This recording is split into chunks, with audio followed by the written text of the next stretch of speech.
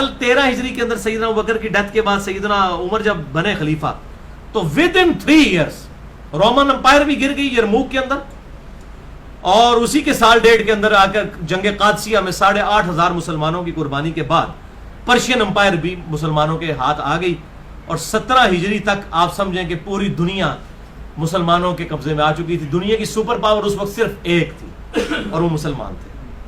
یہ وہ مسلمان جو صرف 17 سال پہلے تک 125 تھے. یہ 17 سال کے اندر اتنا بڑا انقلاب انسانیت کی تاریخ نے کبھی نہیں دیکھا, نہ کبھی دیکھے گا, سوائے اس کے کہ یہ اللہ تعالیٰ کی طرف سے خاص نصرت تھی.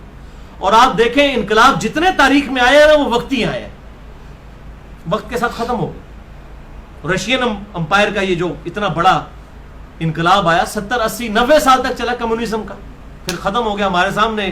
ہمارے یعنی ینگ ایج کے اندر یہ ٹوٹی ہیں نا, یہ سب یہ ریاستیں بنی مسلمانوں کی, اور رشیا جو ہے وہ ٹوٹ گیا. اللہ تعالیٰ نے یہ ہمیں دکھایا.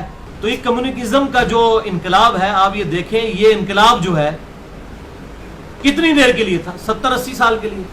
اور محمد رسول اللہ صلی اللہ علیہ وسلم کا انقلاب آپ دیکھیں 1400 سال گزر چکے ہیں. Islam is the only practising religion on the face of earth. دنیا میں اگر کوئی پریکٹسنگ ریلیجن ہے جسے پریکٹس کیا جا رہا ہے اتنی بڑی تعداد کے اندر, وہ صرف اسلام ہے. یہ ہے انقلاب. آج بھی مسجدوں میں لوگ نماز پڑھنے جاتے ہیں, آج بھی لوگ روزے رکھتے ہیں, آج بھی حج کے لیے 4 سے 5 ملین بندہ اکٹھا ہوتا ہے, آج بھی رمضان کے اندر روڈز بلاک ہو جاتی ہیں اور مسلمان اپنے خدا کے سامنے کھڑے ہوتے ہیں. یہ ہے انقلاب کہ لیڈر کو فوت ہوئے 1400 سال گزر چکے ہیں.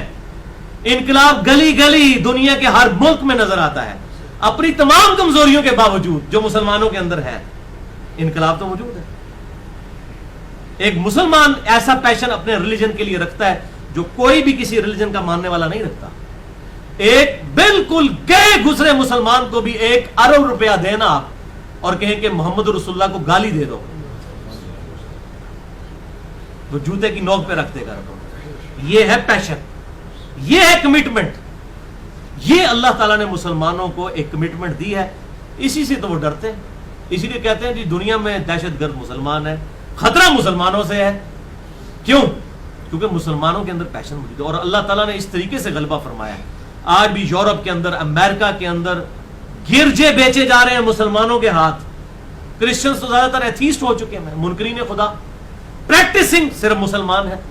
مسلمانوں کو مسجدوں کے لیے جگہ نہیں ملتی تو وہ پادری مسلمانوں کے ہاتھ گرجے بیچ رہے ہیں, اور گرجے مسجدوں میں کنورٹ ہو رہے ہیں. یہ ہے وہ کولڈ وار جو مسلمان ون کر رہے ہیں.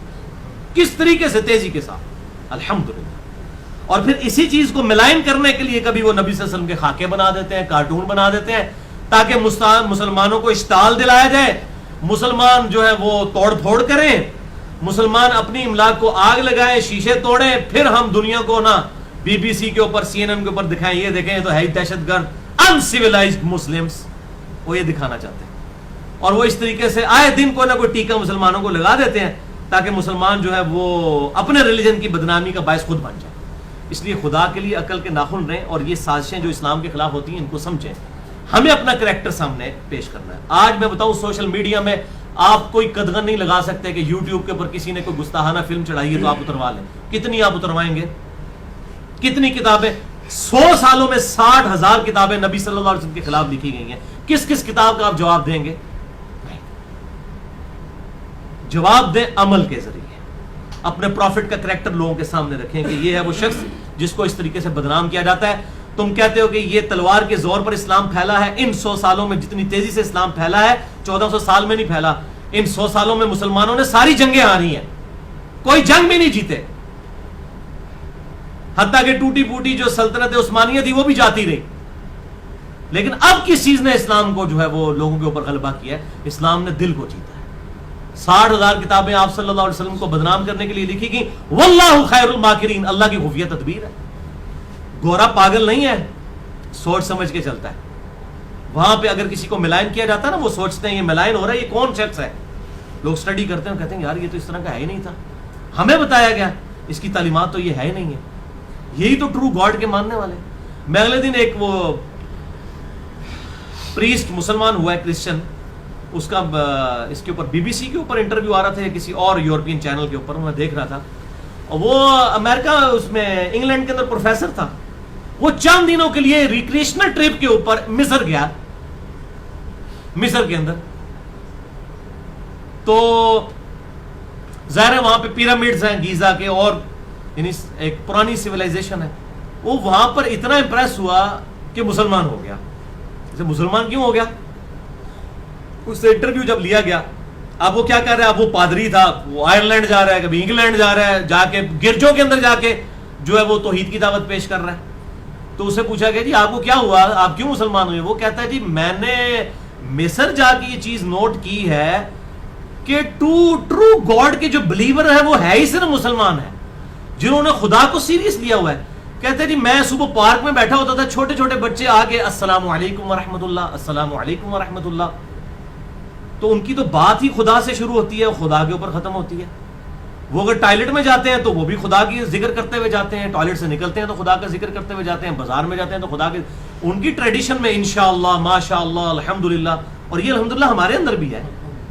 حتیٰ کہ ہمارے جتنے مرضی گئے گزرے سیاست دان ہیں، لیکن ان کے اندر بھی ایک پروٹوکول ہے، وہ انشاءاللہ بول دیتے ہیں اپنے منہ سے. تو وہ کہتا ہے کہ میں نے یہ مسلمانوں کے اندر دیکھا کہ انہوں نے ہر چیز کو گاڈ کے ساتھ سینٹرڈ کیا ہوا ہے، بس اس چیز نے مجھے امپریس کیا، میں اسلام قبول کر لیا. حالانکہ ابھی اس نے قرآن پڑھا تھا، اس کو پتہ چلتا ہے کہ قرآن وہ کتاب ہے جو سینٹرڈ اراؤنڈ گاڈ ہے. یہ پورے کا پورا ریلیجن جو ہے وہ خدا کے اراؤنڈ گھومتا ہے. یہ ہے اس ریلیجن کی خوبصورتی. تو اللہ تعالیٰ نے بڑی غیر معمولی صلاحیت آپ صلی اللہ علیہ وسلم اور آپ کے صحابہ کرام علیہم رضوان کو دی کہ انہوں نے پوری دنیا کے اوپر اسلام کا غلبہ فرمایا.